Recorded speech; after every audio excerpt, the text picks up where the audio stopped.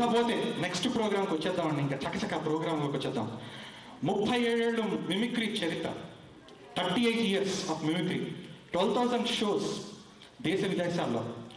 ఒక గంటలో 100 human voices, 100 human voices అనుకరించి ప్రపంచ రికార్డుని స్థాపించే గిన్నిస్ బుక్లోకి ఎక్కిన శ్రీ హరికిషన్ గారు మిమిక్రికెన్.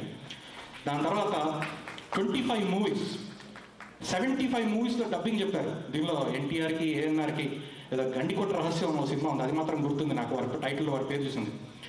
దానిలో ఎన్టీఆర్గా వేశారు అనమాట, అది ఎన్టీఆర్ చేశారు.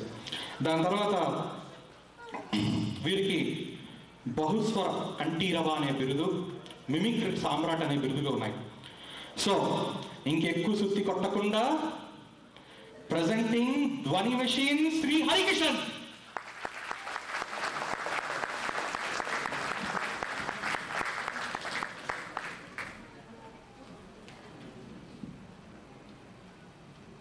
అందరికీ నమస్కారం.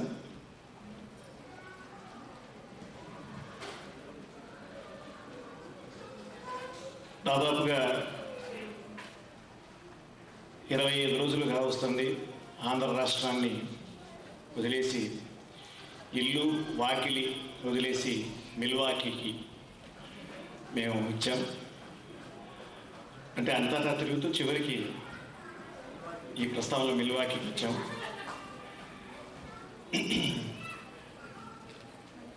తెలుగువాడి తెలివితేటలకి జై జై. తెలుగు వాళ్ళ గురించి గంగాధర్ గారు చాలా బాగా మాట్లాడారు.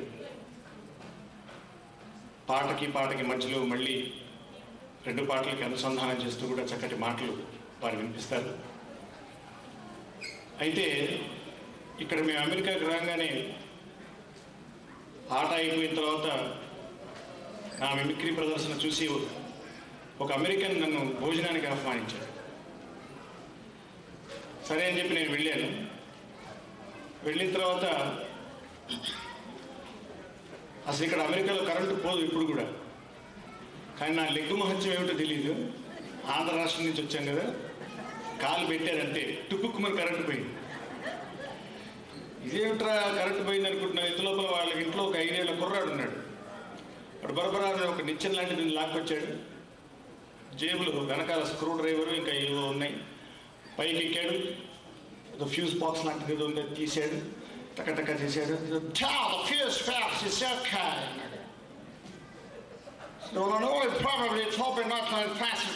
వీళ్ళేం మాట్లాడుకుంటున్నా నాకు అర్థం కాదు ఇంత స్పీడ్గా. ఫ్యూజ్ తప్ప నాకు ఇంకేం అర్థం కాదు. సరే ఓహో ఫ్యూజ్ చూసాడు, బాగానే ఉంది అనమాట అనుకున్నాను. పెట్టేసాడు. ఇది లాస్ట్ టైం జరిగింది, మంగళ గారు లాస్ట్ టైం జరిగింది. ఆ తర్వాత నేను మన ఇండియాకి వెళ్ళిపోయి మన ఆంధ్ర రాష్ట్రానికి వెళ్ళాను, హైదరాబాద్కి వెళ్ళాను. అక్కడ సూపర్ పవర్ కట్ ఎప్పుడు వస్తుందో తెలియదు, ఎప్పుడు పోతుందో తెలియదు. ఇలాగే ఒకరు భోజనానికి ఆహ్వానించారు, వాళ్ళ ఇంటికి వెళ్ళాను, అడుగు పెట్టాను, పవర్ కట్. మళ్ళీ పవర్ కట్ అయిపోయింది. వాళ్ళ ఇంట్లో కూడా 5 ఏళ్ల కుర్రాడు ఉన్నాడు, చాలా తెలివైన వాడు. వాడు ఏం చేశాడు, కిటికీ తలుపులు తెరిచేలా చూశాడు. నేను అడిగాను ఆ బాబుని పిలిచి, ఎరా ఏంటారు అలా చూస్తున్నాను? ఏం లేదంకల్, పక్కింట్లో కూడా పోయింది లేదు చూస్తున్నా. వాళ్ళ ఇంట్లో వస్తే మన ఇంట్లో కూడా వస్తుంది కదా, ఫ్యూజ్ తీసి అనవసరంగా చూడటం వేస్ట్ కదా. అందుకని తెలుగువాడు అనవసరంగా ఎప్పుడు ఎనర్జీని పోగొట్టుకోడు. తెలుగువాడికి జై జై, తెలుగువాడి తెలివి తేటలకి జై జై. నిచ్చెనెక్కి స్క్రూ డ్రైవర్లు వేసి ఫ్యూజులు అవసరం ఆడింట్లో తిరిగి వస్తుంది, మొత్తం అంతా పోయింది కరెంట్. ఏం లేదు. కాబట్టి ఇంకో విషయం, మామూలుగా ప్రకటనల గురించి చూస్తున్నప్పుడు నాకు చిన్న ఐడియా వచ్చింది. ఈ ప్రకటనలు అనేవి చాలా ఆశ్చర్యకరంగా ఉంటుంటాయి. ఏ రకంగా ఆశ్చర్యకరంగా ఉన్నాయంటే, ఒకటి భార్య తప్పిపోయి 4 రోజులైంది. ఒకతని భార్య తప్పిపోయి 4 రోజులైంది. రేడియోలో ప్రకటనలు ఇచ్చాడు, టీవీలో ఫోటోతో సహా ప్రకటన ఇచ్చాడు, ఫలానా అడ్రస్కి చెప్పండి నా భార్య తప్పిపోయింది అని. ఆ తరువాత పోలీస్ స్టేషన్లో రిపోర్ట్ కూడా ఇచ్చాడు, ఫోటోతో సహా నా భార్య తప్పిపోయింది చేసి ఇవ్వండి. పోలీసులు కూడా వెతకడం ప్రారంభించారు. చాలా ఏడుపు కొట్టు మొహంతో కూర్చుని ఉన్నాడు. 4 రోజులు అయిపోయింది, భార్య కనిపించట్లే, తప్పిపోయింది. ఇంతో వాళ్ళ మిత్రుడు వచ్చాడు, ఎరా ఏంటలా ఉన్నా ఉంటుంది. ఏం లేదురా, ఏం చెప్పమంటూ నా భార్య తప్పిపోయింది, చాలా విచారంగా ఉంది. చూడు నీకు దేవుడి మీద నమ్మకం ఉందా? ఓ లేకే. రామాలయానికి వెళ్ళి, పక్కనే ఉన్నటువంటి రామాలయానికి వెళ్ళి ప్రార్థించు, నీకు సొల్యూషన్ డెఫినెట్గా దొరుకుతుంది అంటే వాడు వెళ్ళాడు రామాలయానికి. రామా అన్నాడు. వెంటనే రాముడు ప్రత్యక్షమయ్యాడు. వాట్ ఈజ్ యువర్ ప్రాబ్లం నాయన? ఏం లేదు స్వామి, నాకు చాలా ప్రాబ్లమ్స్ ఉన్నాయి. అందులో వన్ ఆఫ్ ది ప్రాబ్లం నా భార్య తప్పిపోయింది. 4 రోజుల నుంచి కనిపించట్లేదు. ప్రకటనలన్నీ ఇచ్చాను, ఫలితం లేదు. ఏం చేయాలో అర్థం కాకుండా ఉంది. ఏం చేయమంటారు సార్? నా భార్య తప్పిపోయింది, ఏం చేయమంటారు? చూడు నాయన, నా గుడి వెనకాలే ఆంజనేయ స్వామి గుడి ఉంది. నా భార్య తప్పిపోయినప్పుడు ఆయనే వెతికి పెట్టాడు. వెళ్ళి ఆయనకి దండం పెట్టాడు. ఆయన కనిపిస్తాడు, ఆయన గౌరవిస్తాడు. సో దీన్ని బట్టి ఎవరు చేయాల్సిన పని వాళ్ళే చేయాలి. ఎవరికి మొక్కాలో వాళ్ళకి మొక్కాలి. ఏ కోరుకుంటే ఏ దేవుడిని మొక్కితే ఏది నెరవేరుతుందో తెలియాలి. సో క్యూరియాసిటీ, ప్రతి ఒక్క విషయం తెలుసుకోవాలన్న కుతూహలం, ఇవన్నీ తెలిసినటువంటి ఉంటాయి. ఏదైనా కానీ పరిశీలనాత్మక దృష్టితో చూసి ఎందుకు ఇలా జరిగింది, దేనివల్ల ఇలా జరిగింది అనేది తెలుసుకునేటువంటి పరిజ్ఞానం చాలామందికి ఉంటుంది. కొంతమందికి ఎక్కువ పాడల్లో ఉంటుంది. అందుకనే బాబు మోహన్ ఒక సినిమాలో ఎందుకు, ఏమిటి, ఎప్పుడు, ఎలాగా, మరదే అన్నాడు. అది అందరికీ తెలిసిందే. ఈ క్వశ్చన్ మార్క్స్ అనమాట క్యూరియాసిటీ, తెలుసుకోవాలన్న విషయం. ఒకతను రోడ్డు పక్క నుంచి నడుచుకుంటూ వెళ్తున్నాడు. ఒక 45 అడుగుల స్తంభం పాతి పెట్టింది. ఇంత పెద్ద స్తంభం ఇక్కడ ఉంది అంటబ్బా, నేను వెళ్ళేటప్పుడు లేదు, వచ్చేటప్పుడు ఎలా ఉంది, ఇక్కడ భలే ఉంది అని చెప్పి ఇలా పైకి చూశారు. దానిపైన చిన్న ప్లకార్డ్ ఉంది, దానిపైన సన్నటి అక్షరాలు కనిపిస్తున్నాయి. ఏం రాసి ఉంటారబ్బా అంత పెద్ద స్తంభం పైన, ఏంటి చదవాలి. మొట్టమొదటిసారిగా నేనే చదవాలి. ఇప్పుడు ఏదైతే టీవీ న్యూస్లో చెప్తున్నారు, మొట్టమొదటిగా మా టీవీ ప్రసారం చేస్తుంది ఈ టీవీ న్యూస్ని అని చెప్పి, అలాగే ఆ వార్తను నేనే చదవాలి, అందరికీ చెప్పాలి అని చెప్పి టక స్తంభం ఎక్కేసాడు. పై దాకా ఎగబాకి ఎక్కేసాడు. ఎక్కేసి ఆ పైన ప్లకార్డ్ మీద రాసింది చదివాడు.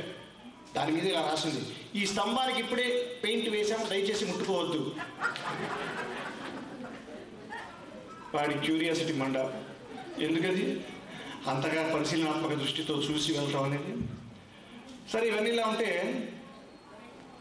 పెళ్ళంటే 100 ఏళ్ల పంట, 7 జన్మల అనుబంధం, marriages are made in heaven అని అంటుంటాం. మనకు తెలిసిన విషయం, పుస్తకాల్లో చదువుకున్న పెద్దవాళ్ళు మనకి చెప్పినవి మనం నెక్స్ట్ తరానికి చెప్తూ ఉంటాం. అది మామూలు విషయమే. అమ్మాయి పెళ్ళిడికి వచ్చింది, పెళ్లి సంబంధం చేయాలి. తండ్రి ఏం పట్టించుకోవట్లేదు, కాళ్ళ మీద కాలేసుకుని కూర్చున్నాడు. అలాగా పేపర్ చదువుతున్నాడు, నిశ్చింతగా కాలయాపన చేస్తున్నాడు. భార్య పరిగెత్తుకుంటూ వచ్చింది. ఏమండి, మీకు అసలు మతుందా? ఏమిటి మీరు చేస్తున్న పని? అమ్మాయి పెళ్ళిడికి వచ్చింది, మీరు వెళ్ళి సంబంధాలు అవి వెతకండి, మీరు వెతికితే దొరకదు ఈ రోజుల్లో, మీకు తెలియదని విషయం కాదు. వెళ్ళి పెళ్లి సంబంధం చూసారు. ఏంటి ఇలా కూర్చున్నారు, టైం వేస్ట్ చేస్తున్నారు?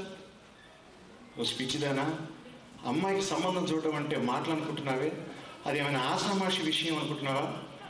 అల్లుడి ఆస్తి వివరాలు తెలియాలి, ఏం చేస్తున్నాడో తెలియాలి, ఎంత సంపాదిస్తున్నాడో తెలియాలి. బేవార్స్ నా కొడుకై ఉండకూడదు. అమ్మాయిని పువ్వుల్లో పెట్టుకుని చూడాలి, అమ్మాయి కష్ట సుఖాలు ఏమిటో తెలుసుకోవాలి. అన్నీ చూసేటువంటి చక్కటి సంబంధం చూడాలి. పెళ్ళంటే మరి మాటలు అనుకుంటున్నావు, అలాంటి సంబంధం దొరికేదాకా ఆగాలి. అల్లుడు బంగారం లాంటి వాడై ఉండాలి, అలాంటి సంబంధం దొరికేదాకా ఆగాలి. అప్పుడే అందంటే వాళ్ళు ఆడారు. పోతురు మా నాన్న ఆగాడా ఏంటి?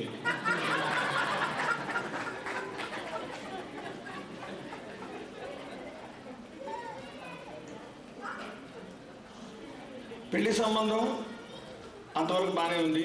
పెళ్ళైన తర్వాత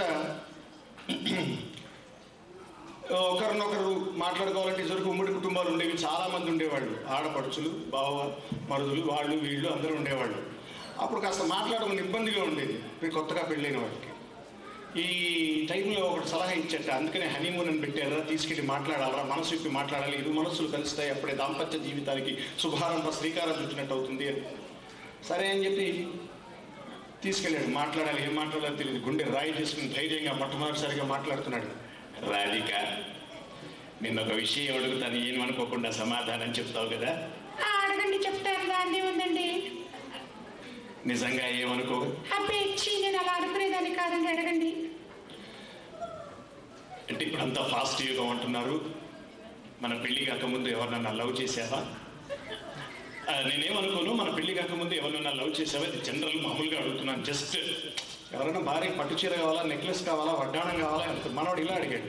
నేనేమనుకోను, మన పెళ్లి కాక ముందు ఎవరినైనా లవ్ చేసావా? పర్వాలేదు, నేనేం అనుకో, నేను చెప్తున్నాను కదా. ఆగండి, మీకు అంత తొందరే, లెక్క పెడుతున్నాను. ఇంకా వాడేమన్నాడు, ఢమేమా పడ్డాడు కింద. అందుకని అడిగేది కూడా చక్కగా సూటిగా ఏమడగాలో ఆలోచించి అడగాలి అని దీన్ని బట్టి చూస్తుంది అన్నమాట.